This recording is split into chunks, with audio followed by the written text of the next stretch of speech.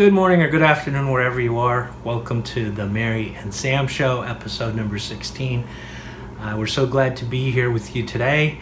Mary and I were talking about an important topic that came up. I was curious what makes some people successful and others not. And the question was, is it your upbringing, genetics, or just plain environment, your family? And I couldn't quite answer it, but then we came to some conclusions. So what's your thoughts, Mary? Hello, everybody. This is a very important subject, and I think often a lot of people have discussions around it. And although there's a lot of different conclusions by different sociologists, psychologists, and there's many books written about it, ultimately my personal conclusion based on everything I've studied is based on three things. Obviously, the step number one is your family upbringing, because that's the foundation of where you get introduced to life. And that's where you learn about values and beliefs. That's one. Second, after that is you go to school, and that's the social acceptance. Which environment we're in and how much we get accepted by our peers and teachers, right? And the third part is our DNA, which we can say it's our personality type, is the things that how we perceive the world and what needs we have. So those are the three things that could affect us in a positive or negative way depending on how we're brought up. Right. And how we face the world in terms of those three factors could either help us to move forward, become successful, or could hold us back and use those factors to really stay back and never become successful. So how does so are you doomed if you've got a bad personality or a bad genetic trait, or can you work with yourself? I think you can always work with yourself. The message is, regardless of what kind of circumstances you come across, regardless of what kind of family you're brought up with, let's use, obviously, if someone's going to be very successful, right, then we can say, well, they were brought up by mom and dad or family beliefs and values that actually serve them well. Right. But what about in cases where you see that mom and dad are not successful and they were not really from the public eyes, they're not really an ideal parents, but then their kids turn out to be successful, right? I know specifically, either family members, friends, or from coaching practices, in a family that there was a dad was very abusive, physical abuse, and then had 5 kids. Now, 2 kids grew up and they became highly, highly successful individuals. Right. The 3 other kids were kind of okay. One is extremely struggling, the other 2 are average, but the 2 became extremely successful. So if the argument is, some people argue, everything has to do with parents, it's one factor of it, it's not everything. So if the argument is parents could affect us in such a positive or negative way, how come in a family of 5 kids are brought up by the same parents, 2 becomes highly successful, 2 becomes average, 1 is struggling? Oh, yeah. Right? So it's not just the parents, it's also has to do something with just the being. Well, of course, that's why I said all of these things, so when you go, let's say you were brought up in a family that, you've got good values, good beliefs, and then that child goes into school system. Now, there's no social acceptance. That child gets bullied. You don't think that getting bullied will affect that individual in their adult life or in their, childhood life? Yeah, for sure. It does. Yeah. It's a factor. Now, it cannot be the deciding factor to hold people back, but it does affect people in a negative way. For example, God forbid, if I lose my family tomorrow, right? Yeah.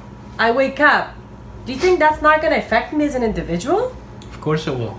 And the same thing for you. Yeah. How can you, imagine that if we're not with you tomorrow? That's one of my biggest fears it's pretty much most of the things I can deal with. However, losing loved ones, that's probably the most difficult thing, especially if it's a husband, wife, kids, that kind of thing can be very, very traumatic to somebody. I mean, I don't care who you are, how much training you have, how much meditation you do, it's going to be tough. You're not going to get through it relatively unscathed unless there's something wrong with you. Right. Well, ultimately, hypothetically, we're going to use this. God forbid. Let's say that I lose you and my kids tomorrow. So sure, you kill me, right? Well, well, I'm just thinking of myself, the worst case scenario. Okay, that's fine. I die. Of course, I'm going to go through some healing time and, of course, some downtime. I'm not going to be the next day like, ooh, I'm on top of the world. No, you're being lying to yourself. I'm single. Now, so I'll go through some therapy and healing, obviously. Now, what is it going to be the defining moment for me to go back and feel happy and successful is to find a different meaning in my life. Because right now, my life defined by the meaning of my family, by you and my kids. But if that's going to be taken away, I'm still that individual who has the DNA that I'm kind and compassionate and I want to grow and develop. So I'm going to go find different ways to still find meaning about life. Right? So this is where the DNA, the personality type, is going to affect, because one individual could hold on to this for the next 30, 40 years, which we know some people personally. Yes, we do. So that there's people that they lost the family members, and that's all they have to hold on to is like, I had a good life, I lost it, and they're mourning throughout their lifetime. They define their whole life by the one person they lost. If only that person were here, my life was better. Exactly. I know this very well, firsthand experience. Now I'm going to give another example. I know a lady that, is a very kind, super gentle heart, and she was abused by her husband physically. Now, she cannot seem to forgive her husband for what happened to her, and so she is very depressed.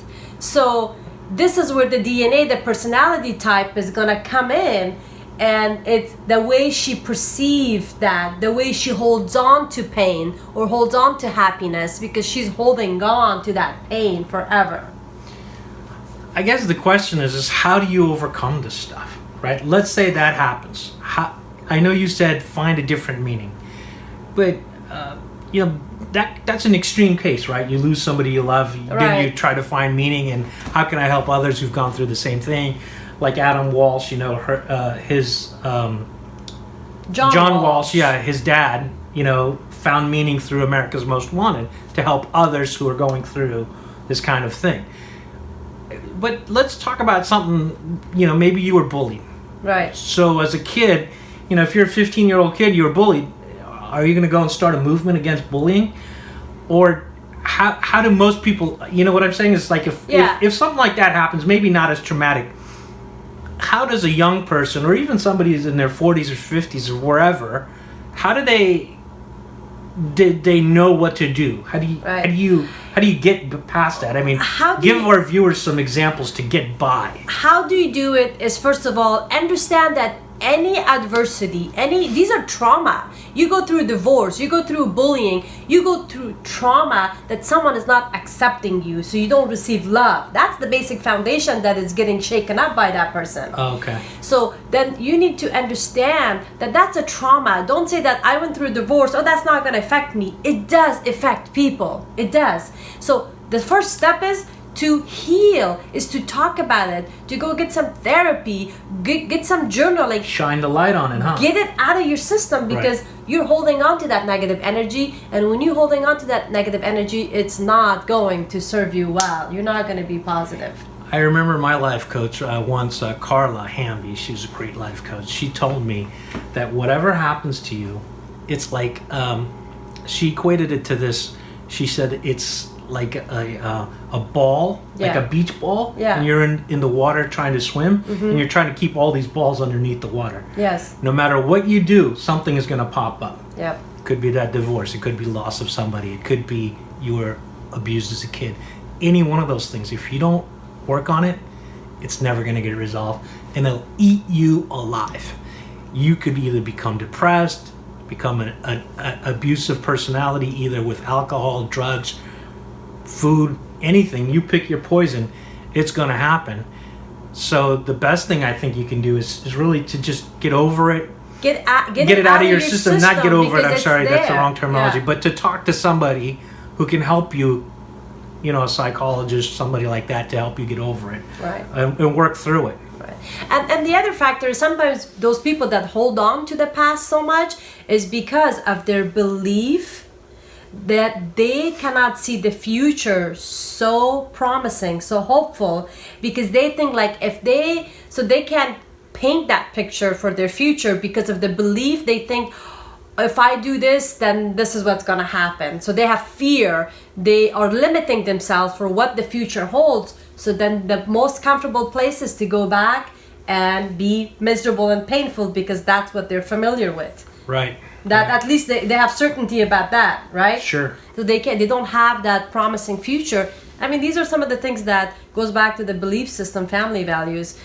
Some of the belief systems, for example, if your husband was beating you and you think that, well, the only solution might be I have to get a divorce, and that's not an option in your culture, well, then what?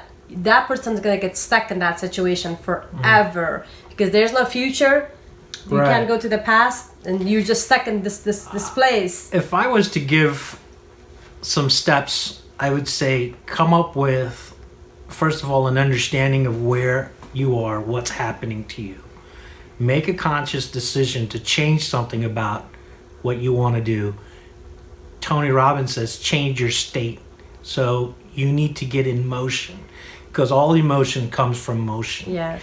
And so you need to then change your state, change your habits, change whatever is causing you to be this way, because otherwise you're going to get stuck. Yeah. And the whole thing is what Mary and I constantly talk about is how to help our viewers with things that we come across, challenges that I come across, challenges that you come across, things we talk about, most others aren't talking about, but what can we do to help people move beyond that point of getting stuck?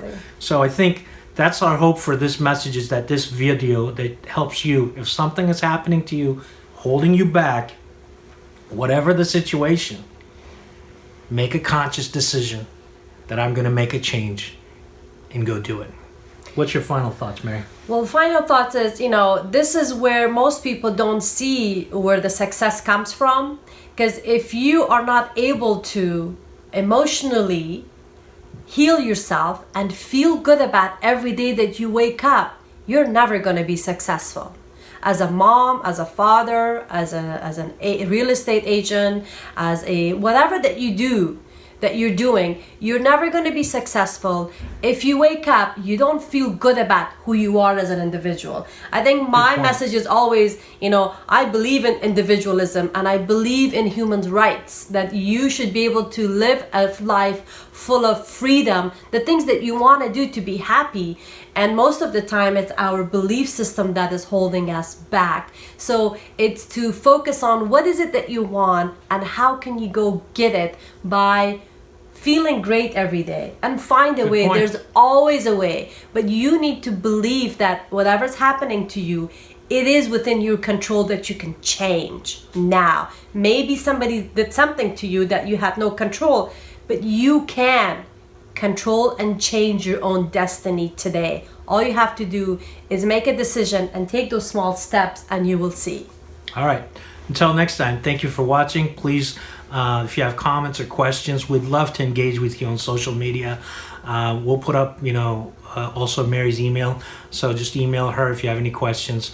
And again, feel free to share this with anybody that you share this with. Somebody will get this message. It'll be exactly what they need in their time of their life that they need it. So thank you very much for watching. We appreciate it. And here's to a successful 2018. All right. Till next time.